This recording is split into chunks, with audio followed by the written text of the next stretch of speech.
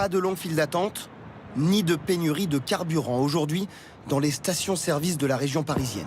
Mais tout de même, quelques automobilistes qui ont préféré prendre leurs précautions à cause de la grève dans les raffineries. Donc là, vous avez encore de l'essence dans votre voiture. Tout à fait, je suis à demi-bac.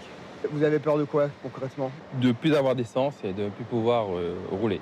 Je dois avouer que comme je dois partir en Normandie dans quelques jours, je préfère compléter mon plein.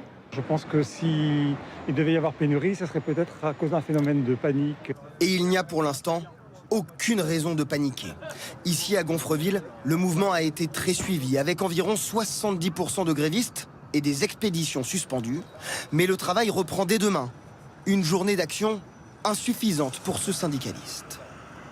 La stratégie qu'on propose, c'est celle d'une montée du rapport de force. Ça doit être un plan conscient et construit qui vise à un moment donné à avoir un impact maximum sur l'économie, parce qu'encore une fois, on a un gouvernement qui ne comprend que ça. Mais depuis la pénurie de carburant en octobre dernier, l'état de nos stocks est revenu à la normale. Et il faudrait de longues semaines de grève illimitée pour perturber l'approvisionnement des stations-service.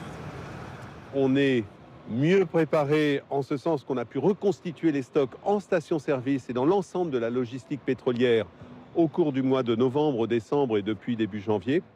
Les salariés des raffineries voteront la semaine prochaine pour décider d'une éventuelle deuxième journée de grève.